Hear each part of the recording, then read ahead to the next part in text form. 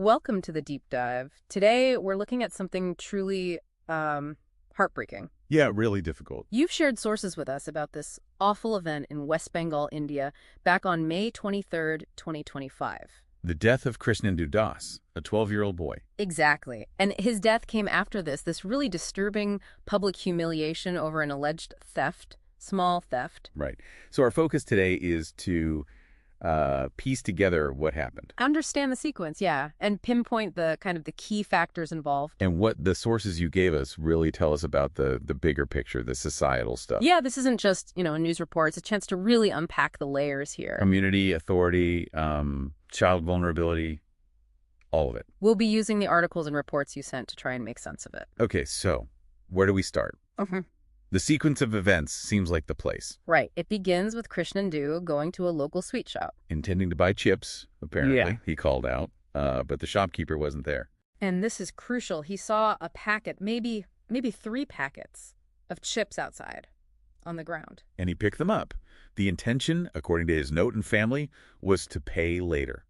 And that detail that the CCTV footage reportedly shows him taking them from the ground outside the shop. I know, that's significant. It immediately puts that word robbery into question, doesn't it? Absolutely.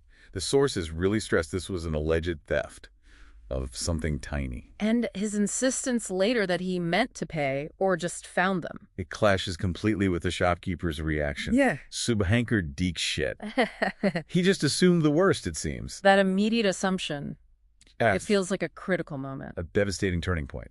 How quickly a kid's action gets twisted. Yeah.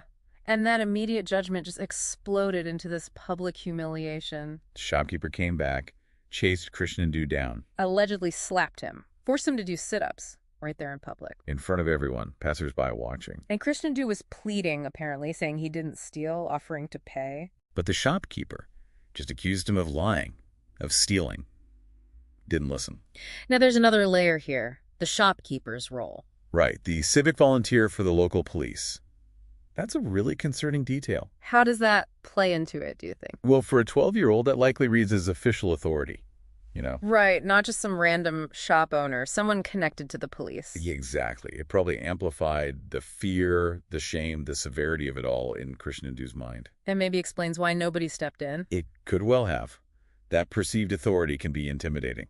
And then, tragically, his mother gets involved. She was called to the scene, and the sources say, under all that public pressure. She scolded him too, and slapped him. Yes. It's just awful to think about. That pressure. It must have been immense.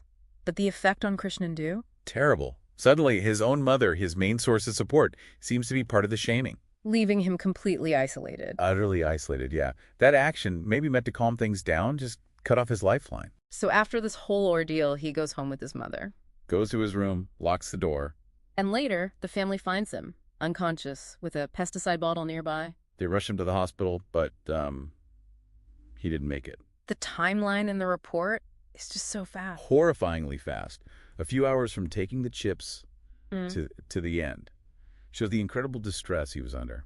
Let's turn to his final words, the suicide note. Yeah. It's tough to read. He just keeps saying it, doesn't he? Mom, I didn't steal. Ma, I am not a thief, over and over. He explains finding the chips outside, on the street, waiting for the shopkeeper. Even mentions loving chips, specifically Kurkur, which just... It highlights the absurdity, doesn't it? The triviality of the supposed crime versus the outcome. Absolutely. Kurkur. It grounds it in such childish innocence. And his final line, asking for forgiveness. That's what's so heartbreaking. He insists he's innocent, but still asks forgiveness for ending his life. Suggests this overwhelming sense of, guilt, shame, even though he felt wrongly accused. Probably immense self-blame. Maybe feeling he'd shamed his family. The psychological weight is just palpable. You can see how that public accusation, being called a thief. Yeah, for a child, that label can just destroy their sense of self, their identity, especially when they believe it's untrue. Okay, so what happened next? The investigation, the legal side. Well, the police registered a case of unnatural death, suo moto, meaning on their own initiative. Okay, so they didn't wait for a family complaint. Apparently not initially, according to the reports we have. They confirmed the note, the pesticide, started taking statements. And they released the CCTV footage, too. Yes. But the report also notes significantly that no written complaint has been filed yet, by the family. Why might that be, do you think? Shock, grief? Could be many things. Trauma, maybe distrust after what happened. But the police taking action themselves shows they see the gravity. And then there's the reaction from the community. Arrests were made, but not of the shopkeeper initially. Right. 4 villagers were arrested for violence after Krishnendu's death. They apparently targeted the shop owner's property. That points to huge public anger, doesn't it? Massive anger, frustration, maybe a feeling that formal justice wasn't happening or wouldn't be enough. That kind of reaction, vigilantism almost. It often signals a breakdown of trust in the official systems, a deep community wound. And the shopkeeper himself, what's his status in all this? Well, the sources say he initially denied hitting Krishnendu, and then he went into hiding.